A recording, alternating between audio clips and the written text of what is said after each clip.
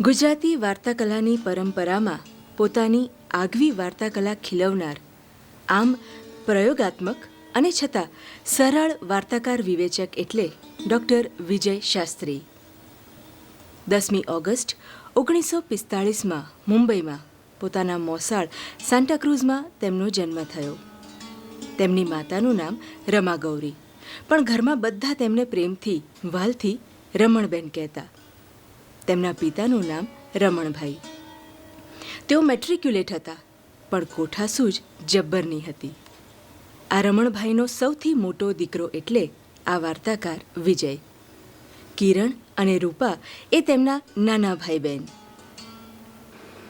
મધ્યમ વર્ગીય અને એમ કહીએ તો નિમ્ન મધ્યમ વર્ગીય બ્રાહ્મણ પરિવારમાં મારો જન્મ.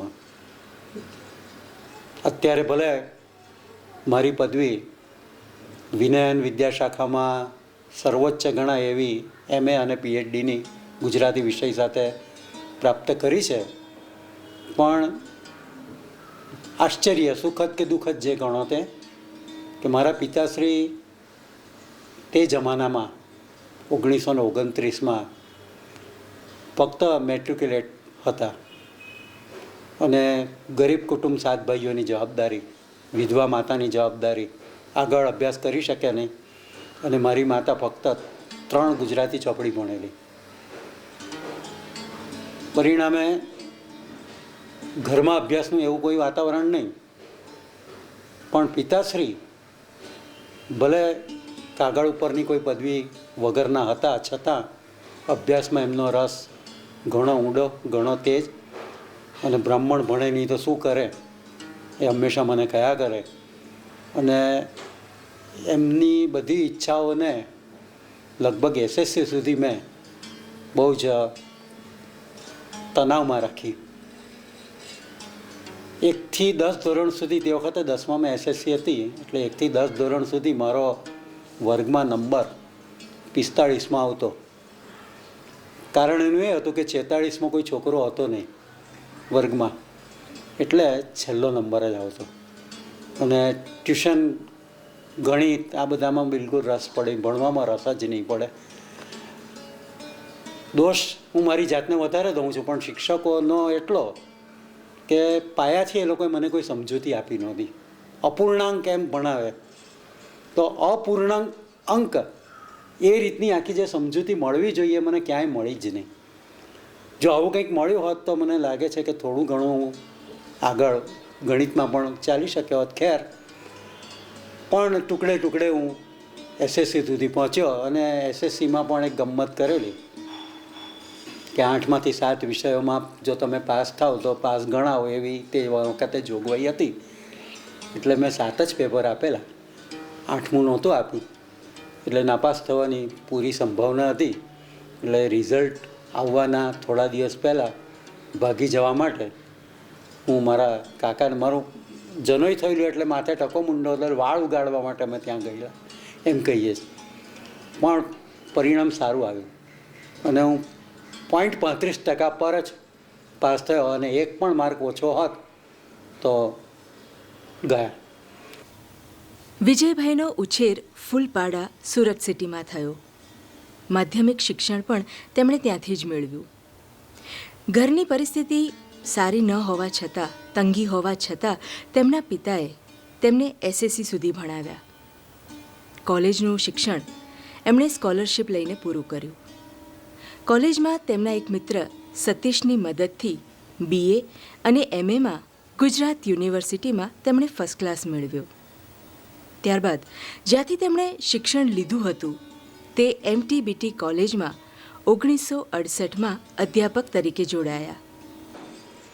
અને તે વખતે 2 મહિના નોકરી કરીને હું દમણ નોકરી કરવા ગયો.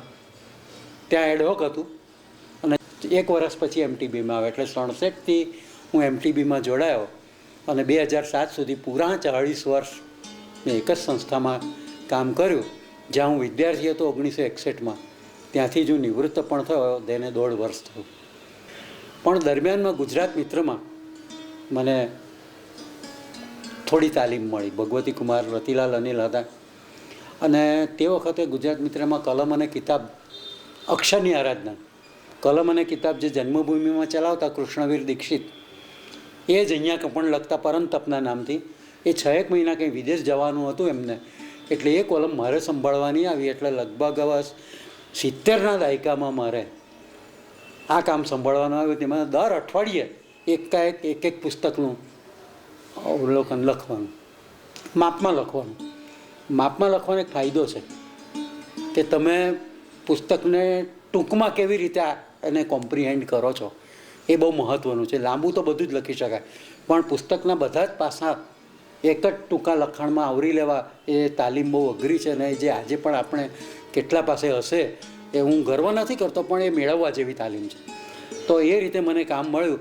એટલે મારા લખાણની જે તાલીમ છે એ મને ગુજરાત મિત્રમાંથી મળી, અને એણે મને એમએમાં પ્રથમ વર્ગ અપાવવામાં ફાયદો કર્યો, અને એણે મને નોકરી અપાવવામાં ફાયદો કર્યો, અને નોકરીએ મને છોકરી અપાવવામાં પણ ફાયદો કર્યો. મારા પત્ની મારા વિદ્યાર્થીની. અને અમારું એરેન્જ મેરેજ છે, ગોઠવાયેલું ચોઈસ મેરેજ છે. એટલે ત્યાર પછી થોડીક કારકિર્દીમાં જરૂરી હતું કે અમુક પ્રકારના પબ્લિકેશન્સ અમને આગળ વધવા માટે, ઇન્ક્રીમેન્ટ માટે જરૂરી હોય છે. એટલે મને હંમેશા ફરજ પડી છે. ધક્કે ધક્કે, જેમ મુંબઈની ગાડીઓમાં તમે ધક્કે ધક્કે ચડી જાઓ ને ઉતરી જાઓ, તે રીતે મારી કારકિર્દીમાં ઘણાના ધક્કા વાગ્યા છે. અને મારી આ જે કેરિયર છે એનો ધક્કો સૌથી વધારે વાગ્યો છે. કારણ કે એમાં જો તમે અમુક લાયકાતો ન મેળવો, પીએચડી ન મેળવો, પબ્લિકેશન ન કરો, તો તમારા ઈજા પાટકી જાય. આ એક સારી જોગવાઈ છે. અને એને કારણે હું આ થોડુંક લખતો થયો, પબ્લિકેશન કરતો થયો. અને ઘણી બધી પ્રવૃત્તિ મેં આ રીતે ફરજ પડવાથી કરી છે. અને મને ખેદ છે કે મારા મનગમતા કામો હજુ પણ એ દ્વૈતિક સ્થાને છે. પેટર્ન ઓફ હ્યુમન બિહેવિયર, માનવ વર્તનની જે તરાહો છે, એ તરાહો મને હંમેશા આમ બહુ દુઃખદ લાગી છે. પણ એમાં જે આયરનીસ પડેલી છે, એમાં જે વક્રતાઓ પડેલી છે, એ વક્રતાઓએ મને રસ પાડ્યો છે. અને મારી ખૂબ મને પોતાને ગમતી અને લોકોને પણ ખૂબ ગમેલી એવી જે વાર્તા છે, એને એક જ ઉદાહરણ આપીશ કે હું કઈ રીતે કામ કરું છું અને કરવા માગું છું. કે ચક્રાઓ નામની એક મારી કૃતિ, જે લગભગ 8 સંપાદનોમાં આવી છે. હજુ પણ 2 સંપાદનોમાં એ પ્રગટ થવી બાકી છે, અને બીજી ભાષાઓમાં પણ એ અનુવાદ માટે પસંદ થયેલી છે. તો એ કૃતિ અમારા એક બહુ જ નજીકના સંબંધીના જીવનમાં બનેલી સાચી ઘટના વાર્તામાં કઈ રીતે પરિવર્તિત થાય છે એની એકાદ વાત હું તમને કરીશ. કે 10 વર્ષ સુધી એને બાળક નહોતું, દાંપત્યનું. અને 10 વર્ષ પછી પ્રથમ બાળક આવ્યું તો ખુશાલ થઈ ગયા. એટલો બધા લાલન પાલન, ચોકલેટ, મેળો, રમકડા આમ કરીને થયું. અને એનું નામ ભગવત પ્રસાદ પડ્યું. પછી બીજું બાળક. અને 2 બાળકોમાં મોટો બાળક થોડીક અવગણના પામતું થયું. મોટો પરણ્યો, અને એની વહુ કડાકા ભડાકાવાળી હતી. અને એક દિવસ કંઈક બનાવ બન્યો, સાસુ વહુની વચ્ચે ટપાટપી. એટલામાં પતિદેવનો પ્રવેશ થયો, અને એણે બધી વિગતો જાણી. તાબડતોબ કડાકા ભડાકા કરીને, ધબાધબ કરીને પગ પછાડતો ઘરમાંથી નીકળી ગયો. વહુની બદલી પણ બીજે કરાવી દીધી ને ચાલી ગયો. નાનો બહુ સૌમ્ય, એની પત્ની પણ બહુ સોબર. એટલે બાપને થયું કે આજ મારી કાળજી રાખશે. એકને આધારે જ જીવવાનું, પેલાની પર તો ચોકડી મુકાઈ ગઈ. આ છોકરાને અમેરિકાની ઓફર આવી કંપની તરફથી.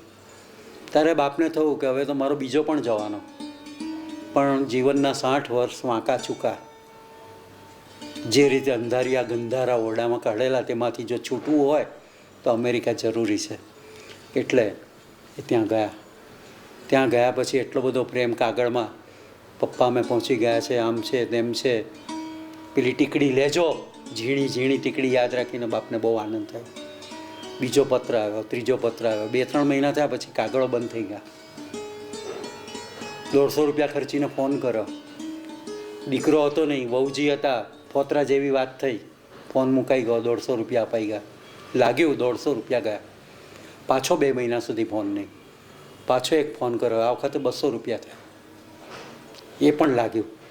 પણ દીકરો મળ્યો, બધું મજામાં છે, પણ બાની ખબર પૂછી નહીં, તમારી ખબર પૂછી નહીં, કશી ખબર પૂછી નહીં. એમ કરતાં 4 મહિના, 6 મહિના, વરસ દાડો, 1.5 વરસ, કાગળ નથી, પછી પણ કાગળ નથી, પછી પણ કાગળ નથી. ત્યાર પછી વાર્તાનો અંત મેં આણ્યો છે કે મોટો કડાકા ભડાકા કરીને ધબાધબ પગ પછાડીને ઘરમાંથી નીકળી ગયો હતો, અને નાનો શાંતિપૂર્વક ચૂપચાપ કોઈને ખબર ન પડે એમ નીકળી ગયો હતો. ફક્ત પદ્ધતિનો ફેર હતો, પરિણામ એક જ હતું.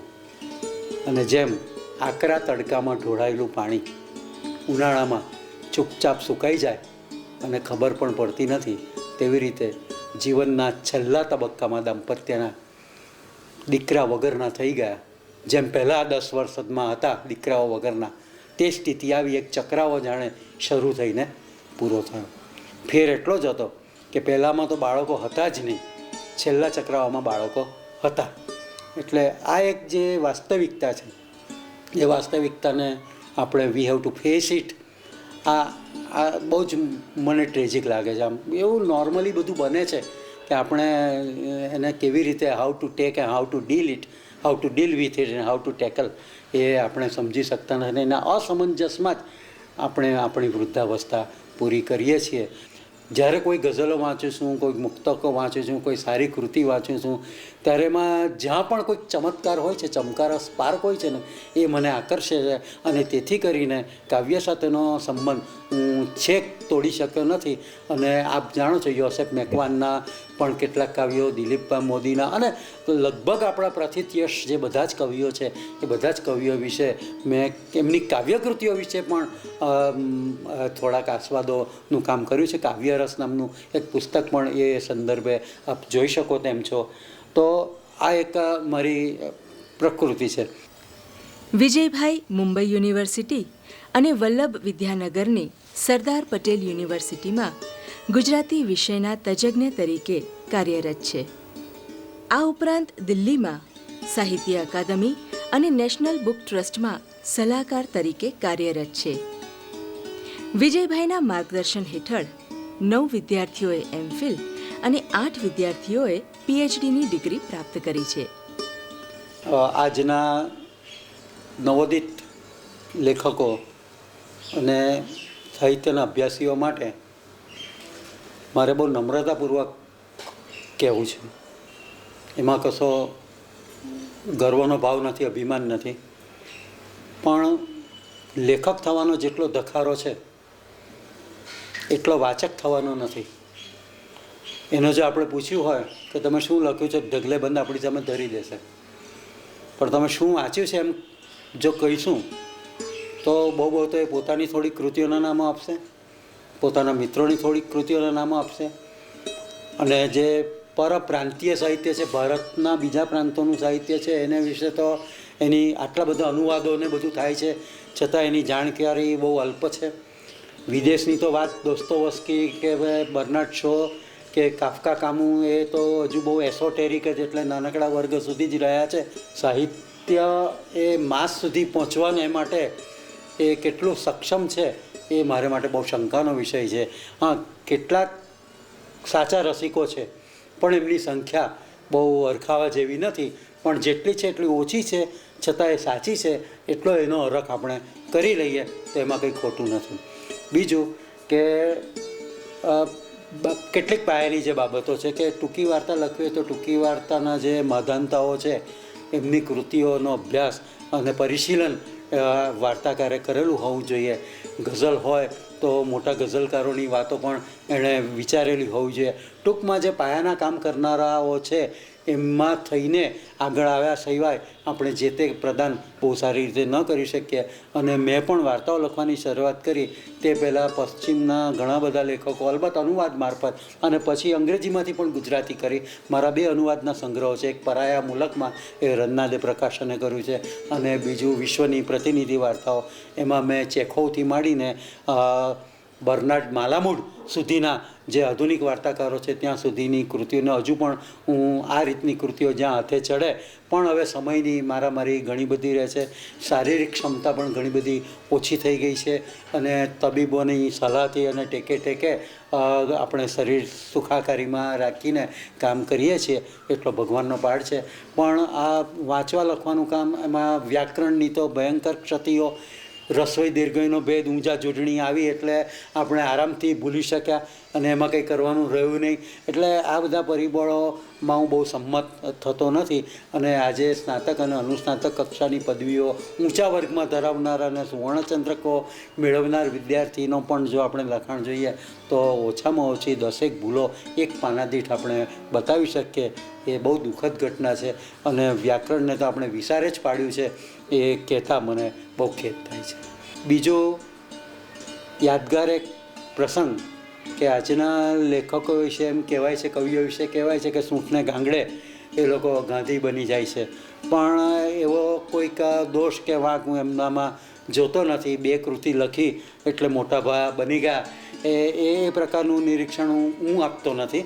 કારણ એનું એ છે કે મારો જે અનુભવ છે અને મારું જે નિરીક્ષણ છે એ જોતાં વ્યક્તિનો સ્વભાવ અને એની પ્રકૃતિ અને એનું વ્યક્તિત્વ એ એના વારસામાં મળેલું હોય છે અને ધારો કે લખે કે ન લખે એને સિદ્ધિ મળે કે ન મળે તો પણ એ જે રીતે વર્તન કરવાનો છે એ જ રીતે લગભગ કરશે અને સિદ્ધિ એ વર્તનને વધારે વકરાવે કે વણસાવે એનું જ કામ કરે છે. મને અખા ભગતની પંક્તિઓ છપ્પાની યાદ આવે છે કે એમાં અખાએ અભિમાની માણસને માટે કહ્યું છે કે માતેલો સાંઢને ચોમાસું ચર્યો, વઢકણી વહુએ દીકરો જણ્યો. તો મારે એમાં ઉમેરવાનું થાય ફેરફાર સાથે કે સાંઢ તો આમ માતેલો જ હતો, ચોમાસું ન ચર્યો હોત તો પણ એ બધાને શિંગડે ભેરવે એવી જ એની પ્રકૃતિ હોત, પણ એ ચોમાસું ચર્યો એટલે વખો કહે છે તેમે વધારે વણસ્યો અને વહુ તો વઢકણી હતી જ અને એમાં એને ભગવાને દીકરો આપ્યો એટલે 2 વેત વધારે ઊંચી ચાલતી થઈ.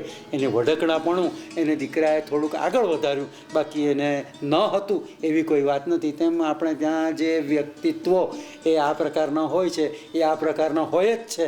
એમાં જે એમને આવીને આજુબાજુમાંથી ધક્કાધક્કી થાય છે એનાથી થોડુંક પ્રેશર આવે છે અને બળ વધે છે એનું, પણ એ ન થયું હોત, 2 લીટી ન પાડી હોત તો પણ એનામાં કે એના વ્યક્તિત્વમાં ઝાઝો ફેર ન પડે એમ મારું બહુ નમ્રપણે માનવું છે. કારણ કે ચંદ્રકાંત ટોપીવાળા સાથે મુંબઈ ખાતે 2 દિવસ અમારે